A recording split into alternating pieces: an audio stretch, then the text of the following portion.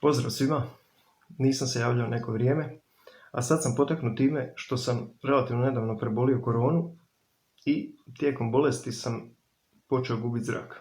I gubio sam zrak dosta brzo, ali sam na kraju našao način kako da prodišem, recimo to tako, bez odlaska u bolnicu. Pa podijelit ću s vama to iskustvo, možda nekom pomogne. Inače, bolest me dosta izmrcvarila, jedan dana sam ležao, baš sam bio slab, sve ukupno je trajalo skoro 3 tjedna. Ali dobro, na kraju sam se izvadio i dobro je. No, dok mi još nije bilo jako loše, a već mi je bilo loše, jedan dan sam osjetio da nemam više u plućima zraka kao što sam imao. Udahnem, ne znam, na 90%, 80% i počnem kašljati i ne mogu dalje. I sutra mi je bilo još gore, preksutra još gore i jedan dan sam se probudio i imao sam zraka samo na vrhu pluća. Mogu sam udahnuti samo ovako. I gotovo. Nisam mogao ništa dublje od toga, odmah sam počeo kašljati jako i vidim ja, ako to tako nastavi, a nastavit će, do navečer sam u bolnici. Mislim se ja šta ću. I sjetim se da sam na tim raznim Viber porukama što dobiva svako od nas, pročito da se dobro inhalirati vrućim čajem. Mislim se ja, šta može pomoći taj vrući čaj? Šta je inhalacija vrućim čajem nego zagrijavanje pluća? Udišeš, zagrijavaš ih i to vjerojatno pomogne. Mislim se ja, vodi se ja istuširati. Čušnem ja u kadu i tuširam samo pluća. Onoliko vrućom vodom koliko se mogu izdržati. Od naprijed, od nazad, sa strane, tuširam se jedno 15 minuta. Izađem van iz kade i nakon 15 minuta ja mogu udahnuti do pola. Znači, prije 15 minuta sam imao zraka samo na vrhu. I sad mogu udahnuti do pola. Preko idem se sad izinhalirati. Skuvam ja čaj, ubacim kamilicu i kadulju, nije bitno. Inhaliram se daljnjih 15 minuta. I nakon inhalacija mogu udahnuti 80%.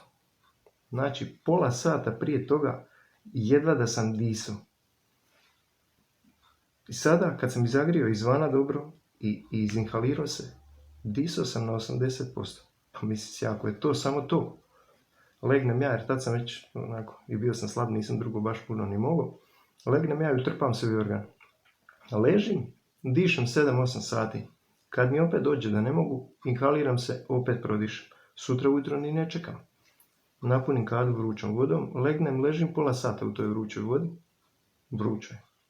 Toplo je, vrlo toplo je. I čim izađem iz hade, dišem normalno. Dišem cijeli dan, ležim u krevetu, dišem i navečer ako mi opet dođe da osjetim da nemam zraka, inhaliram se, prođe. I to je trajalo jedno 4 dana. To što sam morao zagrijavati pluća i poslije sam osjetio da mi se zrak vraća i dalje je bilo dobro. Znači, samo sam i grio, ništa drugo. Ako sam jeo sam toplo, ako sam pio sam toplo. Vrlo sam ja malo mogao tad jesti, pit skoro ništa, ali ne veze. Samo sam uzimao toplo. I tako je to prošlo. Razmišljao sam si poslije. Ljeti je vrlo malo ljudi na respiratoru i ljeti ljudi bolje podnose koronu nego zimi. Zimi je hladno i izgleda da tako ta bolest funkcionira. Naravno, ne prođu svi jednako i ne gube svi zrak.